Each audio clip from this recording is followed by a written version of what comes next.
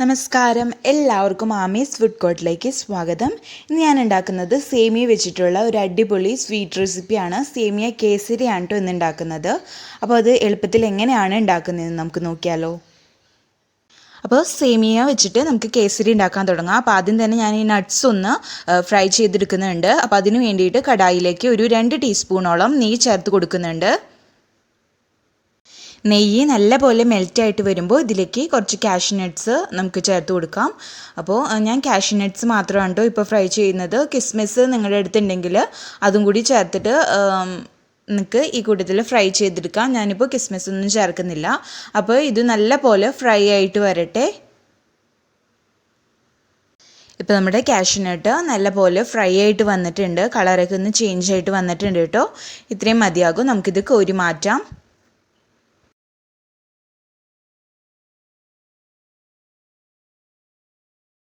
ഇനി ഈ നെയ്യിലിട്ടിട്ട് തന്നെ നമുക്ക് സേമിയയും ഒന്ന് ഫ്രൈ ചെയ്തെടുക്കണം. ഈ സമയം നമ്മൾ ലോ ഫ്ലെയിമിലേക്ക് മാറ്റാൻ ശ്രദ്ധിക്കുക. അതല്ലെങ്കിൽ സേമിയ ഇടുന്ന വഴിക്ക് പെട്ടെന്ന് കരിഞ്ഞു പോകാൻ സാധ്യതയുണ്ട്. അപ്പോൾ ലോ ഫ്ലെയിമിൽ വെച്ചിട്ട് ഇത് നല്ലപോലെ ഫ്രൈ ചെയ്തെടുക്കണം. സേമിയ സേമിയാണ് നിങ്ങൾ എടുക്കുന്നെങ്കിൽ 1-2 മിനിറ്റ് നേരത്തേക്ക് മാത്രം നെയ്യിലിട്ടിട്ട് ഫ്രൈ ചെയ്തെടുത്താൽ മതിയാകും. അതല്ല വറുക്കാത്ത സേമിയാണെങ്കിൽ ഒരു ലൈറ്റ് ഗോൾഡ് നിറാവുന്നത് വരേക്കും നല്ലപോലെ ഫ്രൈ ചെയ്തെടുക്കാം.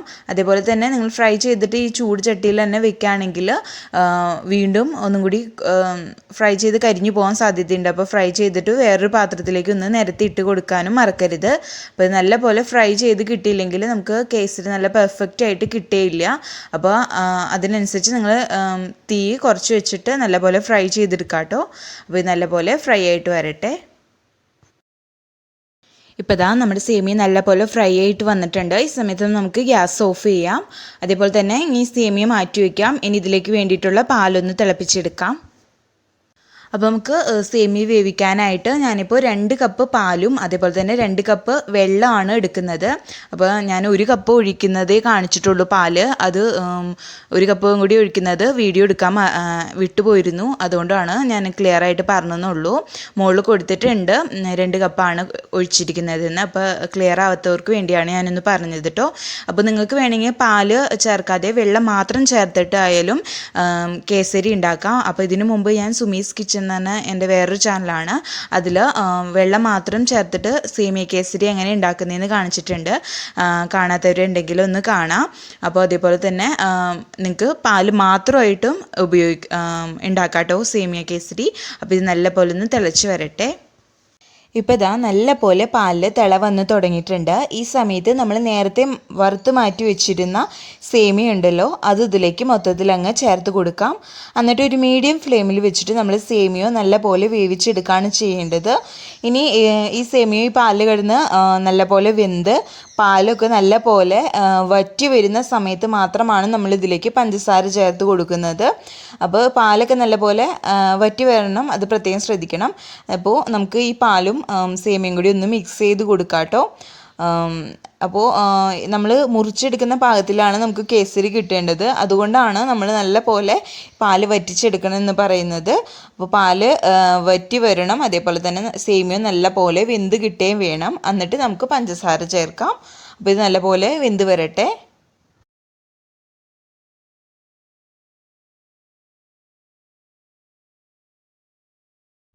ഇപ്പോൾ ഇതാ കണ്ടില്ലേ, നമ്മുടെ സേമിയയിൽ ആ പാലും വെള്ളമൊക്കെ നമ്മൾ ചേർത്ത് തരുന്നത് നല്ല പോലെ വറ്റി വന്നിട്ടുണ്ട്. അതേപോലെ തന്നെ സേമിയ നല്ല പോലെ വെന്തും കിട്ടിയിട്ടുണ്ട്.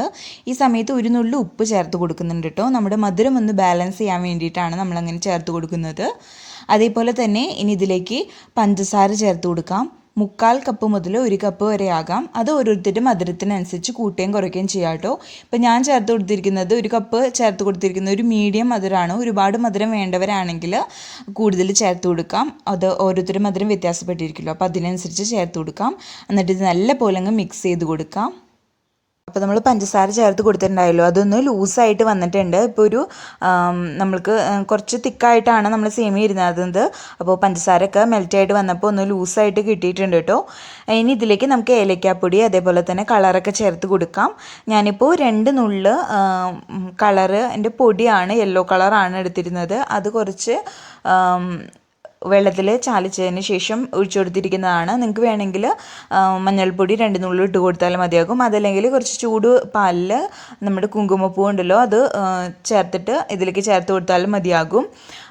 ഇനി ഇതിലേക്ക് ഒരു 1/2 ടീസ്പൂണോളം ഏലക്ക പൊടിച്ചതാണ്. അത് നല്ലൊരു ഫ്ലേവർ ആയിരിക്കും. അതും കൂടി ചേർത്ത് കൊടുക്കാം.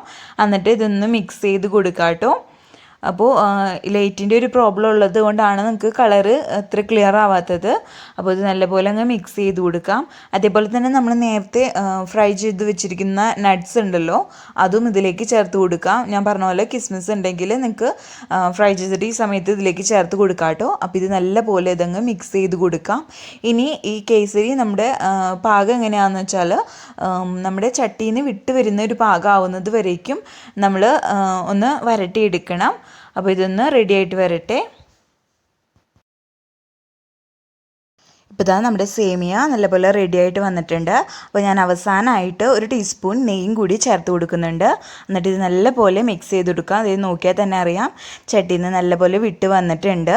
ഇനി നമുക്കിത് സെറ്റ് ചെയ്യാൻ വേണ്ടിയിട്ട് ഒരു പാത്രത്തിലേക്ക് മാറ്റാം. അപ്പോൾ ഈ സമയത്ത് നമുക്ക് ഗ്യാസ് ഓഫ് ചെയ്യാം കേട്ടോ. അപ്പോൾ നിങ്ങൾ സ്റ്റീൽ പ്ലേറ്റിലോ ഏതിലാണെന്ന് വെച്ചാൽ സെറ്റ് ചെയ്യാൻ വെക്കാം. അപ്പോൾ അതിന് തൊട്ടുമ്പായിട്ട് പാത്രത്തിൽ കുറച്ച് നെയ്യോ അതല്ലെങ്കിൽ വെളിച്ചെണ്ണയോ എന്തെങ്കിലും തടവിയിട്ട് വെക്കാം കേട്ടോ. എന്നിട്ട് അതിലേക്ക് നമുക്ക് ഇത് കേസരി ഇട്ടിട്ട് സെറ്റ് ചെയ്യാൻ വെക്കാം. അപ്പോൾ കേസരി സെറ്റ് ചെയ്യാൻ വേണ്ടിയിട്ട് ഞാൻ കേക്ക് ടിന്നാണ് എടുത്തിരുന്നത്. അതിലേക്ക് കുറച്ച് നെയ്യ് തടവിയിട്ടുണ്ടായിരുന്നു. എന്നിട്ട് അതിലേക്ക് കേസരി ഇട്ട് കൊടുത്തിട്ട് ഒന്ന് മുകൾ വശം ലെവലാക്കിയതിന് ശേഷം നമ്മൾ നല്ലപോലെ ചൂടാറാൻ വെക്കണം. അതിന് ചൂടാറിയതിന് ശേഷം മാത്രമാണ് നമ്മൾ ഡിമോൾഡ് ചെയ്യുന്നതും അതിന് ശേഷം നമ്മൾ മുറിക്കുന്നതും. എന്നാലാണ് നമുക്ക് പെർഫെക്റ്റ് ആയിട്ട് കിട്ടുകയുള്ളൂ. അപ്പോൾ ഞാൻ ഫോണിൽ തന്നെയാണോ ഈ വീഡിയോ എടുക്കുന്നതും അതേപോലെ തന്നെ എഡിറ്റ് ചെയ്യുന്നതും അപ്ലോഡ് ചെയ്യുന്നതൊക്കെ. അപ്പോൾ ഞാൻ എഡിറ്റ് ചെയ്യുന്ന സമയത്താണ് വീഡിയോ മിസ്സിങ് ആണെന്ന് അറിയുന്നത്. അതുകൊണ്ടാണ് ഞാൻ ഈ ഫോട്ടോ വെച്ചിട്ട് നിങ്ങൾക്ക് പറഞ്ഞു തരുന്നത് കേട്ടോ. സോറി. അപ്പോൾ ഇത് നല്ലപോലെ തണുത്തതിന് ശേഷം നമുക്ക് മുറിക്കാം. അപ്പോൾ ഞാൻ നല്ലപോലെ ചൂടാറിയതിന് ശേഷം പാത്രത്തിൽ നിന്ന് മാറ്റിയ പിക്ചേഴ്സാണ് കേട്ടോ ഇത്. നല്ലപോലെ പെർഫെക്റ്റ് ആയിട്ട് തന്നെ നമുക്ക് കിട്ടിയിട്ടുണ്ട്. ഒട്ടും തന്നെ ഒട്ടിപ്പിടിക്കാതെ നമുക്ക് കറക്റ്റായിട്ട് ആ ഷേപ്പിൽ തന്നെ കിട്ടും. അപ്പോൾ നല്ലപോലെ ചൂടാറിയതിന് ശേഷം പാത്രത്തിൽ നിന്ന് മാറ്റാൻ ശ്രദ്ധിക്കുക. അത്രയേ ഉള്ളൂ. അതേപോലെ തന്നെ ചൂടാറിയതിന് ശേഷം മാത്രം കട്ട് ചെയ്തെടുക്കാനും ശ്രദ്ധിക്കുക കേട്ടോ. എന്നാലാണ് നമുക്ക് ആ കറക്റ്റായിട്ട് കട്ട് ചെയ്തെടുക്കാനും പറ്റുള്ളൂ. അപ്പോൾ നല്ല ടേസ്റ്റി ആയിട്ടുള്ള കേസരിയുടെ റെസിപ്പി, സേമിയ വെച്ചിട്ടുള്ള കേസരിയുടെ റെസിപ്പി എല്ലാവർക്കും ഇഷ്ടപ്പെട്ടെന്ന് വിചാരിക്കുന്നു. അപ്പോൾ എല്ലാവരും ഇത് ട്രൈ ചെയ്ത് നോക്കുക. അപ്പോൾ വീഡിയോ ഇഷ്ടപ്പെട്ടാൽ ലൈക്ക് ചെയ്യുക, ഷെയർ ചെയ്യുക. അപ്പോൾ ആദ്യമായിട്ട് കാണുന്നവരാരെങ്കിലും ഉണ്ടെങ്കിൽ ചാനലൊന്ന് സബ്സ്ക്രൈബ് ചെയ്യാനും മറക്കല്ലേ. താങ്ക്